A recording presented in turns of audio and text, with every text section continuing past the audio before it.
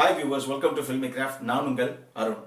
இந்த எபிசோட்ல சிவாவுடைய இயக்கத்துல அஜித்துடைய நடிப்புல ரிலீஸ் ஆன விஸ்வாசம் படம் எப்படி இருக்குன்னு தான் பார்க்க போறோம்.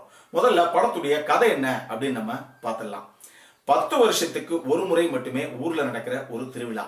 அந்த திருவிழாவுக்காக பிரிஞ்சு போன தன் மனைவியை திருப்பியும் கூப்பிட்டு வரணுங்கிறதுக்காக போறாரு அஜித். இதுக்கப்புறம் என்ன நடந்தது அப்படிங்கிறது தான் படத்துடைய மொத்த கதையை.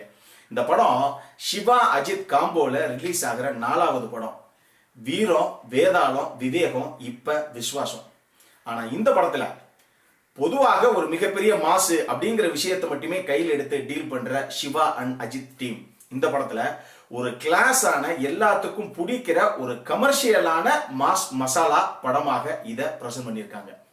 இப்போ படத்துடைய பாசிட்டிவ்ஸ் என்ன, நெகட்டிவ்ஸ் என்னன்னு பார்த்தலாம். படத்துடைய முதல் பாசிட்டிவ் அஜித்துடைய பர்ஃபார்மன்ஸ். ஏன் அஜித் அப்படின்னு சொல்லாம அவருடைய பர்ஃபார்மன்ஸ் அப்படின்னு நான் சொல்றேன்னா, யூஸ்வலாக அவருடைய படங்கள் அப்படின்னாலே மாசல மிரட்டி எடுத்திருப்பாரு. ஆனா இந்த படத்துல ஒரு கிளாஸான பர்ஃபார்மன்ஸையும் சேர்த்து கொடுத்திருக்கார் அப்படின்னு சொல்லலாம். கிளாஸான பர்ஃபார்மன்ஸ் அப்படிங்கும்போது அவரு காமெடி போர்ஷன்ஸை அவரே பண்ற சில விஷயங்களாகட்டும், ஃபேமிலி எமோஷனல் சீக்வன்ஸ் எல்லாம் உள்ள விளையாடி இருக்காரு. அவ்வளவு சூப்பரா பண்ணியிருக்காருன்னு சொல்லலாம். அவர் மட்டும் இல்ல, நயன்தாரால இருந்து, தம்பிராமையால இருந்து, ரோபோ சங்கர்ல இருந்து, அஜித்துடைய பொண்ணாக பர்ஃபார்ம் பண்ண அந்த பொண்ணுல இருந்து எல்லாருமே அவ்வளவு சூப்பரா பண்ணியிருக்காங்க. முக்கியமாக நயன்தாரா எப்பயுமே அவங்களுக்குன்னு ஒரு ஸ்டைல் இருக்கு, அதே பேட்டர்ன்ல அவ்வளவு சூப்பரா பண்ணியிருக்காங்க. அஜித்துடைய பொண்ணாக பிளே பண்ண அந்த பொண்ணு அவங்க படத்துல ஒரு குறிப்பிட்ட சீன்ஸ் தான் வர்றாங்க அப்படின்னா கூட அவங்களுடைய அந்த கேரக்டரையும் அவ்வளவு தூரம் உணர்ந்து அவ்வளவு சூப்பரா பண்ணியிருக்காங்கன்னு சொல்லலாம். படத்துடைய 2வது பாசிட்டிவ் சினிமோட்டோகிராஃபி, அதாவது டிஓபி வெற்றி. படத்துடைய டைட்டில் கார்டு போடும் போதே தேனி, சின்னமனூர் அந்த ஏரியால சுத்தி இருக்கிற ஒரு வயல்வெளி பகுதிகள் இது எல்லாத்தையும் அவங்க ஏரியல் ஷாட்ல கேப்சர் பண்ண விதம் பார்க்கிறதுக்கு அவ்வளவு கண்ணுக்கு குளிர்ச்சியா, நம்ம ஊர்ல இவ்வளவு அழகான இடங்களா அப்படிங்கிற அளவுக்கு நமக்கே ஒரு ஆச்சரியத்தை ஏற்படுத்துது. அவ்வளவு சூப்பரா இருக்குது அப்படின்னு சொல்லலாம். அதே மாதிரியே படத்துல பல பாடல்கள் எல்லாமே ஆர்டிபிஷியல் லைட்டிங்ல, முக்கியமா நைட் சீக்வன்ஸ்ல தான் அவங்க எடுத்திருக்காங்க. அது எல்லாமே அவ்வளவு கிறிஸ்டல் கிளியரா சூப்பராக இருக்கு. முக்கியமாக அந்த கிளைமேக்ஸுக்கு கொஞ்சம் முன்னாடி வர்ற அந்த பாத்ரூம் ஃபைட் சீக்வன்ஸ்ல டோரை உடைச்சிட்டு உள்ள ஒருத்தர் தெரிச்சு விழுகும் போது அஜித் ப்ரொஃபைல் ஷாட்ல உள்ள வர்றது, அந்த சீனு வேற லெவல் மாசுங்க. அது அவ்வளவு சூப்பரா வந்திருக்கு சினிமோட்டோகிராஃபி. 3வது படத்துடைய ஆர்ட் டிபார்ட்மெண்ட். இந்த திருவிழாவுக்கு அவங்க போட்ட செட் ஆகட்டும், அதே மாதிரி அந்த கிளைமேக்ஸ் பாத்ரூம் ஃபைட் சீக்வன்ஸ்ல அவங்க போட்ட அந்த பாத்ரூமே கம்ப்ளீட் செட்டு தான். சாதாரணமான ஒரு பார்வையாளர்களால அவ்வளவு லேஸ்ல இது செட்டு தான் அப்படின்னு கண்டுபிடிக்க முடியாத அளவுக்கு அவ்வளவு நேர்த்தியாக சூப்பரா பண்ணியிருக்காங்கன்னு சொல்லலாம். 4வது படத்துடைய ஆக்ஷன் கோரியோகிராஃபி செம்மையா பண்ணியிருக்காங்க.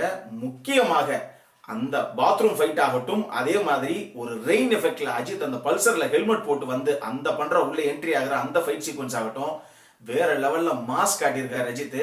செமையா வந்திருக்கு அதுவும். அடுத்ததாக ரூபனோட எடிட்டிங். ஃபர்ஸ்ட் ஹாஃப்ல உண்மையா கதைன்னு சொல்றதுக்கு பெருசா எதுவுமே இல்லை அப்படின்னா கூட போர் அடிக்காத அளவுக்கு படம் ஜெட் ஸ்பீட்ல போகுது. அவ்வளவு சூப்பரா பண்ணியிருக்காங்க எடிட்டிங்ல.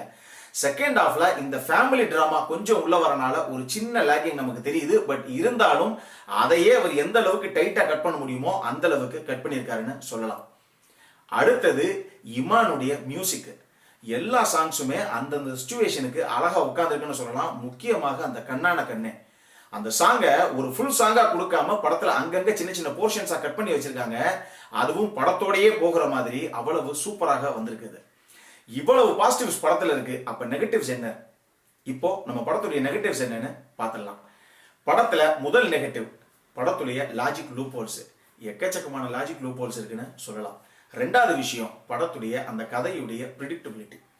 அடுத்து இதுதான் நடக்க போகுது அப்படிங்கிறது நமக்கு கன்ஃபார்மா தெரியும். காரணம், இது ஒரு கமர்ஷியலான மாஸ் மசாலா என்டர்டெய்னர் படம் தான். அதனால நம்மளால ரொம்ப ஈஸியாவே அதை யூகிக்க முடியுது. 3வது விஷயம், அந்த வில்லன் கதாபாத்திரம் அஜித் மாதிரி அவ்வளவு பெரிய ஒரு மாஸ் ஹீரோக்கு ஆப்போசிட்டா அந்த வில்லன் கதாபாத்திரத்தை இன்னும் கொஞ்சம் ஸ்ட்ராங்கா அவங்க போர்ட்ரே பண்ணியிருக்கலாம். பட் அந்த கேரக்டர் அந்த அளவுக்கு வலுவா இல்லை, அதுதான் உண்மை. மொத்தத்துல இந்த படம் எப்படி இருக்கு அப்படின்னு கேட்டீங்கன்னா, அஜித் ரசிகர்களுக்கு மட்டும் இல்லைங்க, எல்லா ஃபேமிலி ஆடியன்ஸுக்குமே ஒரு மாஸ் மட்டும் இல்லாம கிளாஸ் கலந்த, அதாவது ஒரு ஹியூமன் எமோஷன்ஸோட பிளே பண்ணக்கூடிய ஒரு அருமையான, குடும்பத்தோட எல்லாரும் போய் பார்க்கக்கூடிய, எல்லா சென்டர் ஆடியன்ஸையும் கவரக்கூடிய ஒரு படமாகத்தான் விஸ்வாசம் வந்திருக்கு. இந்த படத்துக்கு ஃபில்மி கிராஃப்ட் கொடுக்கக்கூடிய ரேட்டிங் 8 out of 10. இந்த வீடியோ பிடிச்சிருந்ததுன்னா லைக் பண்ணுங்க, ரொம்ப பிடிச்சிருந்ததுன்னா உங்க ஃப்ரெண்ட்ஸ் எல்லாத்துக்கும் ஷேர் பண்ணுங்க. உங்களுடைய கருத்துக்கள் ஏதாவது இருந்தது அப்படின்னா கீழே இருக்க கமெண்ட் செக்ஷன்ல எங்களுக்கு தெரிவிங்க. வீடியோவை க்ளோஸ் பண்றதுக்கு முன்னாடி சப்ஸ்கிரைப் பண்ணுங்க. சப்ஸ்கிரைப் பண்ணும்போது பக்கத்தில் இருக்க நோட்டிஃபிகேஷன் பெல் ஐக்கானையும் கிளிக் பண்ணுங்க. அப்பதான் எங்களுடைய வீடியோஸ் எல்லாம் உங்களை ஆன் டைம் வந்து சேரும். இதே மாதிரி இன்னொரு புது படத்தோட அடுத்த முறை உங்களை சந்திக்கிற வரைக்கும் it is Arun signing off. By.